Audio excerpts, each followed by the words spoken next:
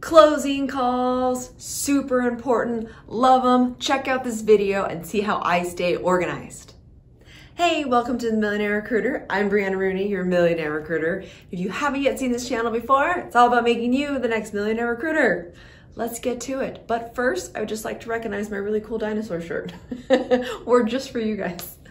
All right, cool. So happy to see you every Thursday at noon. Don't forget to check out millionairerecruiter.com. That's where you can actually take this e-course and get all the valuable additional information I'm putting out there. But today is all about closing. Now, closing candidates is a giant beast, and it's something that as a recruiter you have to deal with in all different aspects, meaning you're going to have to deal with it with your own candidates. If you are also client managers, you will have to be making sure that your colleague, in case that's not your candidate with your client, is also handling the situation correctly. Communication is key. And then also clients are gonna really look to you to be their main closer. Either you're the person presenting and closing the offer, you're the person massaging the background, or you're just, giving them information on how to close them themselves. So we're not gonna do all of it today. I'm gonna break it up in little pieces. And today we're gonna focus on how you as a recruiter can handle and be organized in a closing situation when it is strictly your candidate. So first things first, let's just assume you've kept in contact with the candidate throughout the process, because that's super, super key. You've already had conversations, you know the timeline already. Now here it is, a client of yours, regardless if it's your colleagues or yours, made an offer. Or maybe they're about to make an offer. Regardless, you're getting on the phone right now with your candidate in order to make sure this deal can close, that there is a match. And if there is not yet a match, can it be a match? How far off are you? So here's how you stay organized. What I would do first is know exactly what could possibly be wrong. Meaning, is the location off? So you're gonna bring out that first intake that you had with this candidate and the additional notes you've had perhaps throughout the process. And then you're gonna line up the two. Here's the opportunity and what it entails. Here's the intake they originally told you in all the notes. You're gonna go back and see, where is this maybe not aligning perfectly what they had said. So you're gonna address all of those things. And here, before you pick up that phone call, because I know it's an exciting phone call, you are going to have either use OneNote, you have Word doc, however you have that up. You're gonna put all of your questions and issues, barriers that are in your way that you need to solve. Because in the midst of an offer call, when you're so super close, there's a lot of emotions on both sides of the line. You yourself, because you're super excited because you're so close.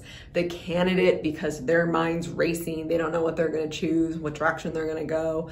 So you need to stay focused. And this is important even during an intake call, to have all of your questions up, but even more so, everything needs to be up at this moment. So put down all of your barriers on what you need to address.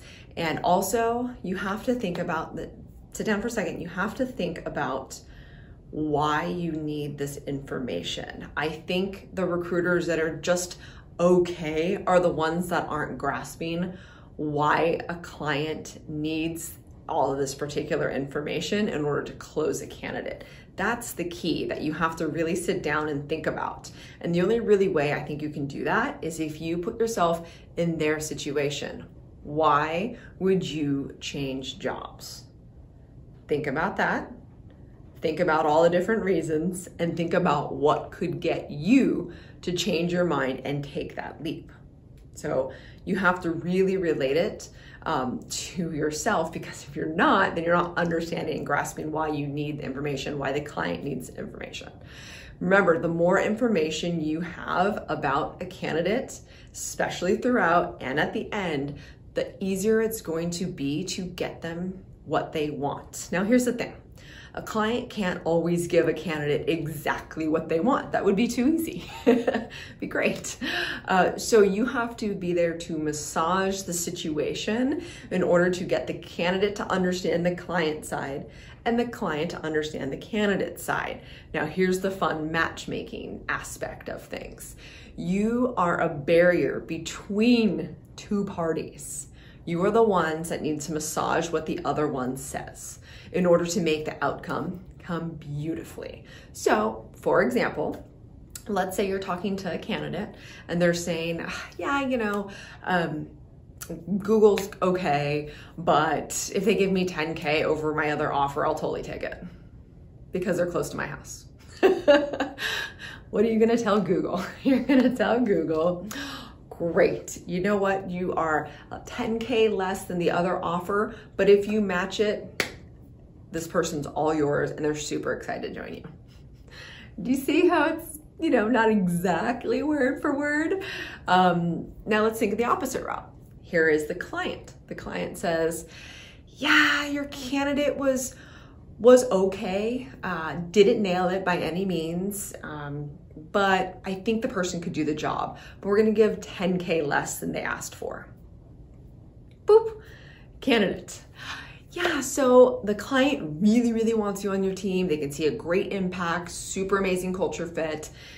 You didn't exactly interview up to the par they had originally thought for the job, but they definitely think you have so much potential. They would love for you to join. It is gonna be 10K less than what you wanted, but the potential's there and they are willing to evaluate you sooner rather than later in order to get back to what you had originally wanted. Not to mention that career growth they have in mind for you.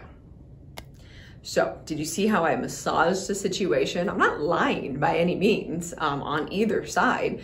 We're just massaging words in order to make them both feel warm and fuzzy because no one's taking a leap of career, especially when someone's really good at what they do and they're desired all other places.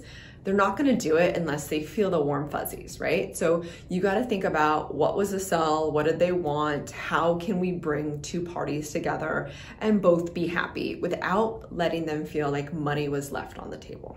So when I told you this is gonna be a stream of different videos with the closing, when I talk about money being left on the table, that is a huge, huge, huge, huge topic and one that I will address next week. So definitely check that out. Remember, every Thursday at noon.